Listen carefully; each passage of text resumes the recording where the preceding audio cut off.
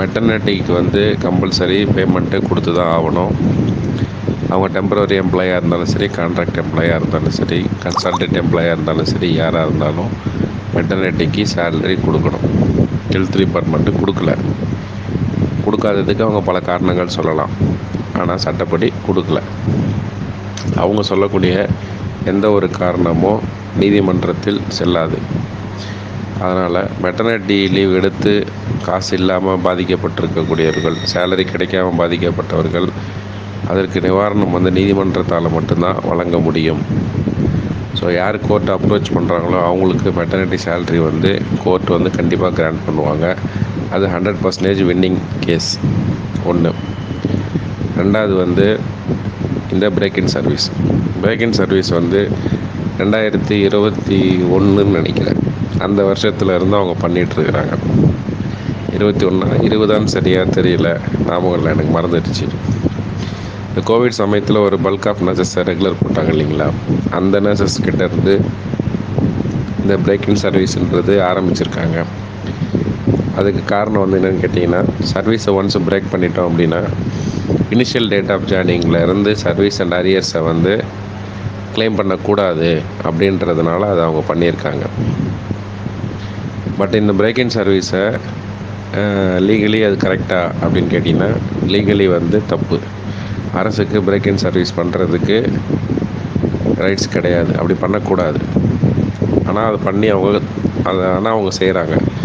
காரணம் வந்து என்னென்னா, இதை யாராவது எதிர்த்து சண்டை போட்டாங்கன்னா நம்ம அப்போ அதை பார்த்துக்கலாம்.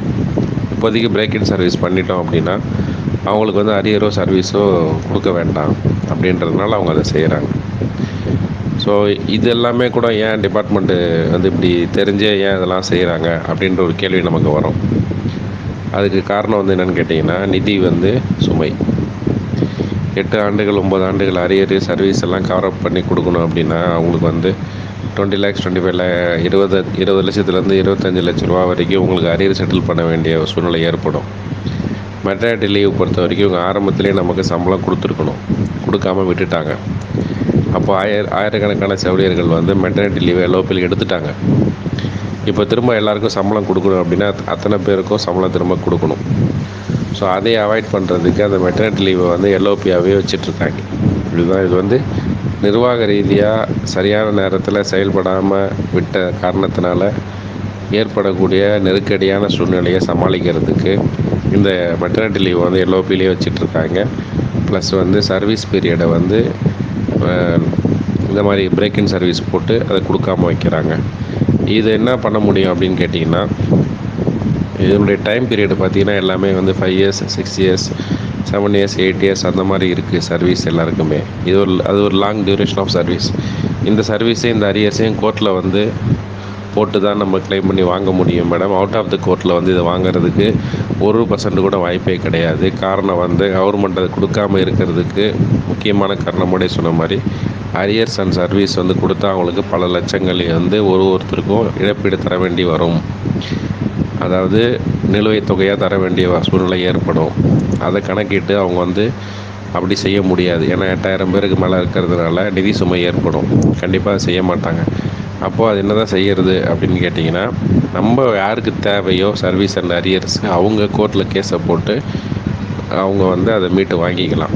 கோர்ட்டில் கேஸ் போட்டால் ஜெயிக்க முடியுமான்னு கேட்டால் 100% அரியர் அண்ட் சர்வீஸ் நீதிமன்றத்தில் போகிறவங்களுக்கு கிடைக்கும். அதில் எந்த வித மாற்று கருத்துமே இல்லை, சந்தேகமும் கிடையாது. இது கோர்ட்டுக்கு வெளியே இந்த தாவாவை வந்து தீர்த்துக்க முடியும் அப்படின்னு கேட்டிங்கன்னா கண்டிப்பாக தீர்க்கவும் முடியாது. ஏன்னா வந்து எண்ணிக்கையில் அதிகமான பட்சத்தில் பாதிக்கப்பட்டவர்கள் நர்சஸ் இருக்கிறாங்க. அதனால் வந்து எல்லாருக்கும் இழப்பீடு கொடுக்கணும், இல்லை எல்லாருக்கும் மெட்டர்னிட்டி லீவை திரும்ப தரணும், சேலரியை எல்லாருக்கும் அரியர் சர்வீஸ் கொடுக்கணும் அப்படின்னா அது ஒரு பெரிய ஸ்டர்னியஸ் ப்ராசஸ்ஸு. அதை அரசாங்கம் எப்பயுமே செய்ய மாட்டாங்க. அதனால் இந்த 2 உரிமைகளையும் மீட்கணும்னு நினைக்கிறவங்க நீதிமன்றத்தில் வழக்கு போட்டு கண்டிப்பாக மீட்டுக்கலாம். நன்றி madam. That is why the